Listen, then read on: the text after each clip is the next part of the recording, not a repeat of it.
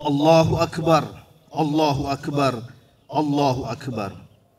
Allahu Akbar kabira, walhamdulillahi katsira, wa subhanallahi bukratan wa asila.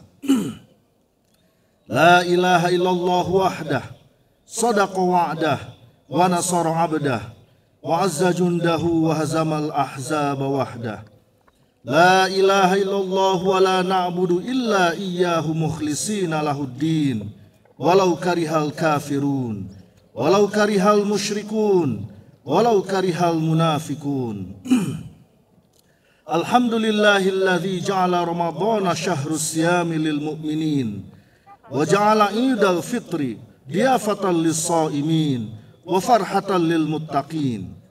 Ashhadu an la ilaha illallah wahdah la syarikalah, wa ashhadu anna sayyidana wa nabiyyana Muhammadan abduhu wa rasuluh sadiqul wa'dil amin. Allahumma fasalli wa sallim wa barik ala sayyidina Muhammadin wa ala alihi wa ashabil kiram wa sallama tasliman katsira, amma ba'd. Faya ibadallah, usikum wa iyaya bitaqwallah wa ta'atihi faqad fazal muttaqun. Hadirin jamaah Idul Fitri rahimakumullah. Pertama-tama marilah kita panjatkan puji dan syukur kepada Allah Subhanahu wa taala karena atas berkat rahmat dan karunia-Nya. Maka pada hari yang penuh berkah ini kita bersama dapat duduk bersimpuh mengucapkan takbir, tahmid, tasbih dan tahlil sebagai perwujudan dari rasa syukur kita karena telah menyelesaikan rangkaian ibadah shaum di bulan suci Ramadan 1444 Hijriah. Tidak terasa telah 1 bulan kita melaksanakan ibadah di bulan yang penuh berkah ini. Semoga kita semua dapat meraih predikat takwa. Amin ya rabbal alamin. Hari ini adalah hari yang sangat berbahagia bagi kita semua. Kedamaian, ketenangan dan optimisme telah menghiasi hari yang penuh dengan keberkahan ini. Namun demikian, kita tidak boleh melupakan nasib saudara-saudara kita yang ada di belahan bumi yang lain, yang barangkali saat ini tengah mengalami musibah dan cobaan. Sebagaimana kondisi mereka yang berada di Palestina, yang sempat mengalami serangan dari Israel pada saat tengah khusyuk beribadah di Masjidil Aqsa beberapa waktu lalu. Semoga Allah Subhanahu wa taala mengangkat segala musibah dan cobaan yang menimpa mereka dan menggantinya dengan keberkahan yang berlimpah. Allahu Akbar, Allahu Akbar, Allahu Akbar walillahil hamd. Hadirin jamaah Idul Fitri rahimakumullah. Tentu setiap kita menginginkan untuk mendapatkan predikat takwa dan masuk ke dalam surganya. Bahkan kita juga tentu menginginkan agar bukan hanya kita saja yang masuk surga, namun juga seluruh anggota keluarga kita. Ternyata di dalam Al-Quran, Allah Subhanahu wa taala telah menggambarkan ciri-ciri keluarga yang akan masuk surga semuanya. Nenek moyangnya, kakeknya, buyutnya, pasangan-pasangannya, suami, istri, anak, cucu, cicit, semuanya masuk surga selama mereka taat, tunduk dan patuh kepada Allah Subhanahu wa taala. Inilah potret keluarga yang kita idam-idamkan. Dan Allah menyebut keluarga ini dengan istilah ulil albab. Adapun kriteria keluarga ulil albab ini telah Allah gambarkan di dalam Al-Quran, surat Ar-Ra'd, surat ke-13 ayat 19 sampai 25, yang insya Allah akan kita elaborasi secara singkat dalam khutbah pagi ini. Allahu Akbar, Allahu Akbar, Allahu Akbar walillahil hamd. Hadirin jamaah Idul Fitri rahimakumullah. Dalam menjelaskan tentang kriteria keluarga ulil albab ini, pertama-tama Allah Subhanahu wa taala mengajak kita untuk berpikir mengenai kebenaran Al-Quran. Apakah kita yakin dengan kebenaran ayat-ayat yang diturunkan kepada kita, ataukah kita masih memiliki perasaan ragu terhadap Al-Quran? Al-Quran adalah manhajul hayah, kurikulum kehidupan yang akan menuntun manusia pada kehidupan yang penuh dengan kebaikan dan kemaslahatan. Keyakinan terhadap kebenaran Al-Quran merupakan salah satu tiang utama keimanan dan menjadi prasyarat utama untuk meraih predikat keluarga ulil albab. Allah Subhanahu wa taala mengatakan, "Afaman ya'lamu annama unzila ilaika min rabbikal haqqu kaman huwa a'ma innama yatadzakkaru ulul albab." Keyakinan akan kebenaran Al-Quran merupakan modal yang sangat mendasar dalam menata kehidupan di dunia, sehingga kehidupan dunia dapat menjadi wasilah yang akan menghantarkan pada kebahagiaan yang kekal dan hakiki di akhirat kelak. Untuk itu, keluarga ulil albab akan berusaha menata kehidupannya sesuai dengan tuntunan Al-Quran di seluruh bidang kehidupan, baik pada hal yang sifatnya ibadah mahdoh maupun aspek-aspek yang sifatnya muamalah seperti masalah ekonomi, politik, bisnis, sosial, dan lain sebagainya. Allahu Akbar, Allahu Akbar, Allahu Akbar, walillahil hamd. Hadirin jamaah Idul Fitri rahimakumullah. Pada ayat-ayat selanjutnya, Allah menggambarkan sejumlah kriteria yang harus dipenuhi apabila kita ingin memiliki keluarga ulil albab. Paling tidak ada 7 kriteria yang harus kita perhatikan jika ingin dikaruniai status keluarga ulil albab oleh Allah Subhanahu wa taala. Kriteria pertama, keluarga ulil albab adalah keluarga yang senantiasa memenuhi janjinya kepada Allah Subhanahu wa taala dan tidak pernah melanggar perjanjian atau mengkhianatinya. Ini sejalan dengan firman Allah di dalam Al-Quran surat Ar-Ra'd ayat 20. Alladzina yufuna bi'ahdillahi wa la yanquduna al-mitsaq. Yaitu orang-orang yang memenuhi janji kepada Allah dan tidak melanggar perjanjian. Janji kepada Allah, mulai dari janji manusia dalam arwah yang mengakui Allah sebagai Tuhannya, janji-janji yang ditunaikan dalam berbagai ibadah seperti tergambar pada doa iftitah di awal salat yang kita lakukan, hingga janji dengan sesama manusia dalam kerangka ketaatan kepada Allah Subhanahu wa taala. Komitmen untuk memegang janji ini adalah hal yang sangat fundamental dalam ajaran Islam.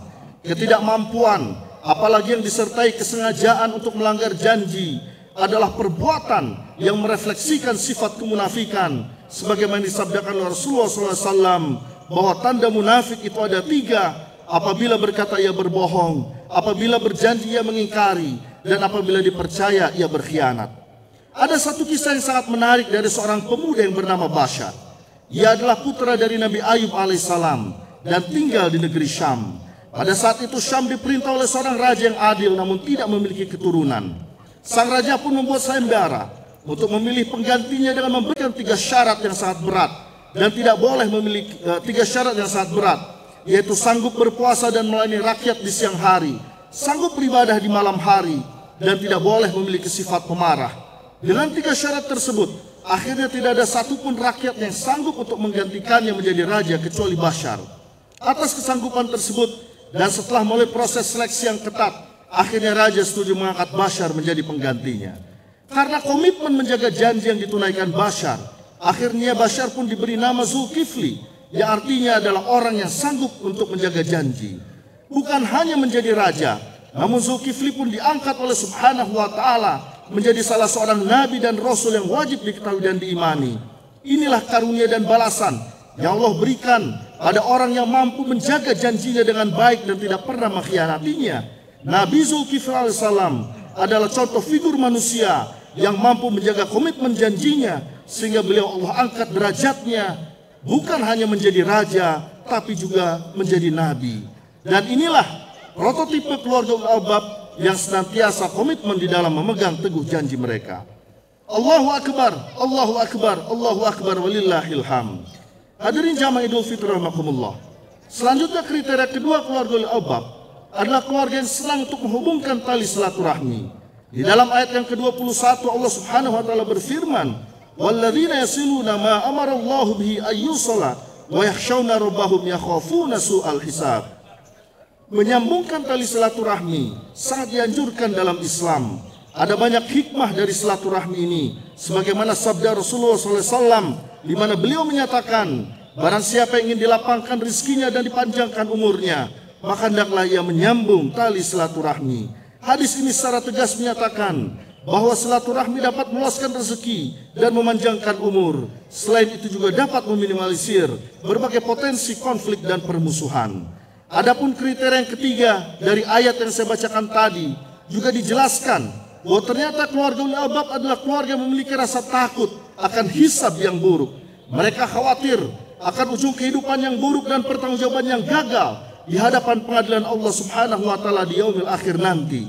Perasaan takut hisab yang buruk ini akan mendorong keluarga ulil albab untuk senantiasa berhati-hati dalam berperilaku pada kehidupan kesehariannya. Mereka akan berusaha untuk menghindarkan dari segala bentuk kemaksiatan dan pembangkangan terhadap ketentuan Allah dan Rasul-Nya.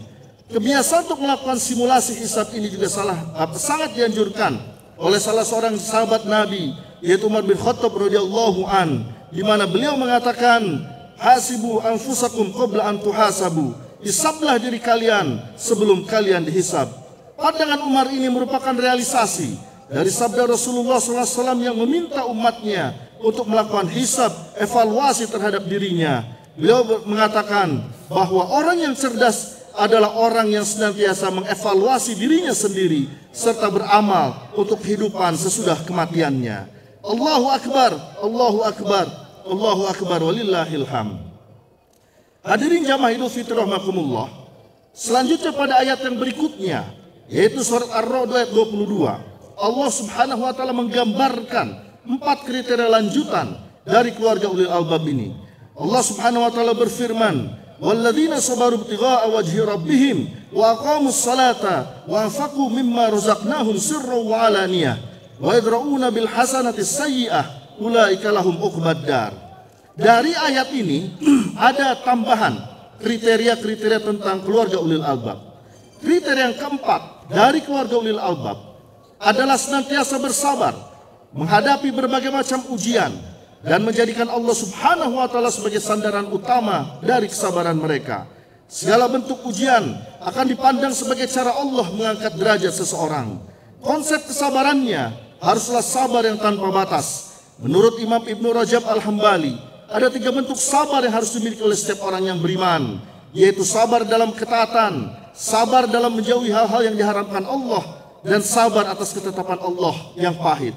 Keluarga ulil albab harus memiliki 3 bentuk kesabaran tersebut. Selanjutnya kriteria yang kelima adalah keluarga ulil albab harus menjadi penggerak salat dimanapun mereka berada. Keluarga ulil albab akan selalu menjadi garda terdepan di dalam menggerakkan salat berjamaah di lingkungannya, baik lingkungan rumah tinggal, tempat kerja, usaha maupun tempat-tempat lainnya. Ada banyak keutamaan salat berjamaah ini. Selain mendapatkan pahala 27 kali lipat, maka salat berjamaah ini dapat menjadi wasilah diampuninya dosa yang telah lalu dan dijauhkan dari sifat munafik, sebagaimana sabda Rasulullah SAW, di mana beliau bersabda, "Idza qala al-imam ghairil maghdubi alaihim waladdallin faqulu amin fa innahu min wafaqa qawluhu qawlul malaikah ghufira lahu ma taqaddama min dzambi." Rawahu Bukhari wa Muslim. Artinya, jika imam salat mengucapkan ghairil maghdubi alaihim waladdallin, maka ucapkan amin, karena sesungguhnya siapa yang mengucapkan amin bersama dengan ucapan malaikat, maka ia akan diampuni dosa-dosanya yang telah lalu. Demikian luar biasa keagungan ketika kita bisa senantiasa terlibat dalam gerakan sholat berjamaah, di mana setiap kita melakukan sholat berjamaah, maka dosa-dosa yang sebelumnya akan diampuni oleh Allah Subhanahu wa taala. Allahu Akbar, Allahu Akbar, Allahu Akbar, walillahil hamd. Hadirin jamaah Idul Fitri rahimakumullah. Kriteria yang keenam dari keluarga ulil albab adalah senang bersedekah, baik sembunyi-sembunyi maupun terang-terangan, sebagaimana firman Allah yang tadi saya bacakan di ayat yang ke-22 dari surat Ar-Ra'd. Keluarga ulil albab akan selalu menjadikan bersedekah sebagai bagian dari lifestyle mereka. Bersedekah ini baik yang sifatnya wajib, yaitu zakat fitrah maupun zakat mal, maupun juga sedekah yang sifatnya sunnah, yaitu infak, sedekah dan wakaf atau sedekah jariah. Ada banyak keutamaan dari sikap hidup senang berbagi ini. Antara lain, berbagi dapat mencegah ujung kehidupan yang buruk. Berbagi bisa mencegah kita untuk mendapatkan su'ul khatimah. Karena sekali lagi kita semua tentu ingin mendapatkan ujung kehidupan yang baik atau husnul khatimah. Dalam salah satu hadis, Rasulullah SAW mengatakan, as-sadaqatu tamna'u mitatassu. Sedekah itu akan mencegah kematian yang buruk. Jadi kalau kita ingin terhindar dari su'ul khatimah, termasuk kematian yang buruk seperti tenggelam atau mati terbakar, sebagian pendapat Imam An-Nawawi dalam menjelaskan hadis ini, maka bersedekah merupakan salah satu jalan terbaik untuk mencegahnya. Jangan sampai kita menyesal di akhirat karena tidak pernah bersedekah di dunia, sebagaimana penyesalan yang Allah rekam di dalam Al-Quran surat Al-Munafikun ayat 10, di mana dalam potongan ayat itu Allah menggambarkan orang yang menyesal, Rabbi laula akhartani ila ajalin qarib fasaddaqu wa akum minas solihin Wahai Tuhanku, seandainya Engkau tunda kematianku sedikit saja, maka aku pasti akan bersedekah dan aku akan termasuk ke dalam kelompok orang-orang yang soleh. Karena itulah kebiasaan berbagi ini harus ditanamkan ke dalam diri setiap anggota keluarga ulil albab. Termasuk juga yang perlu disosialisasikan adalah semangat bersedekah jariah atau berwakaf. Hal ini sangat penting karena wakaf adalah instrumen sedekah yang akan mengalirkan pahala berkelanjutan meski orang tersebut sudah wafat. Sebagaimana dinyatakan dalam salah satu hadis yang sangat masyhur, di mana Rasul mengatakan, "Idza mata ibnu Adam, in qata'a amaluhu illa min thalath, shadaqatin jariyatin, aw ilmin yuntafa'u bihi, aw waladin shalihin yad'u lahu."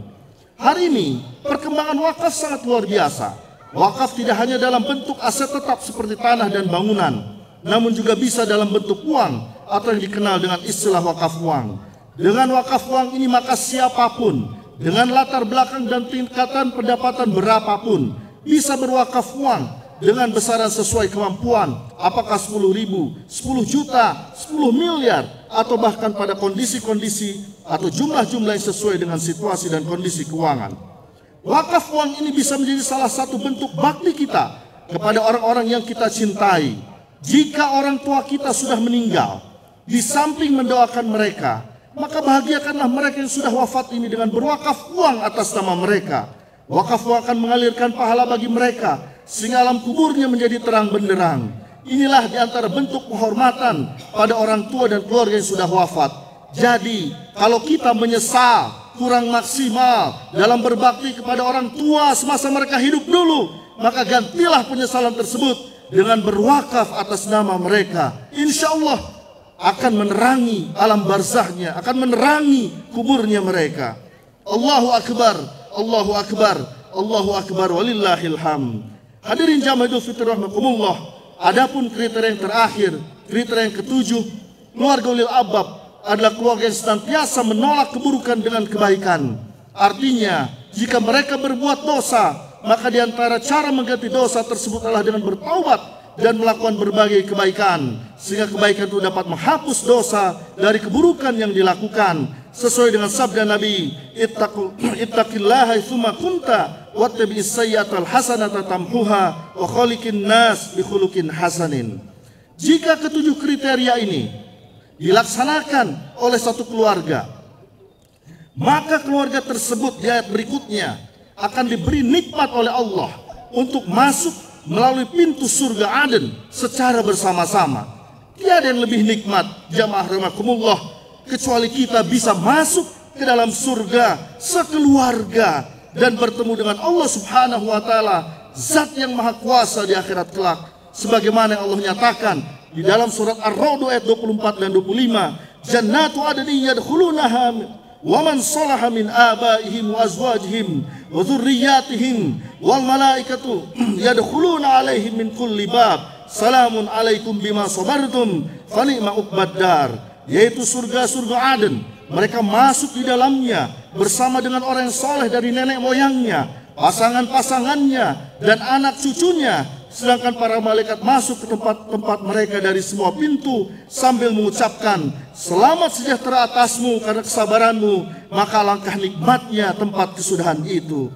Semoga hadirin jamaah rahimakumullah, momentum bulan Ramadan yang telah kita lalui ini mampu menjadi media untuk memperkuat visi bersama untuk menjadi keluarga ulil albab. Mari kita cita-citakan bahwa setiap keluarga kita ini, keluarga yang kita bangun, bisa menjadi keluarga ulil albab yang insya Allah balasannya adalah surga Aden, di mana kita bisa masuk bersama-sama sehingga keluarga di dunia menjadi keluarga di akhirat kelak. Amin ya Allah ya Rabbal Alamin.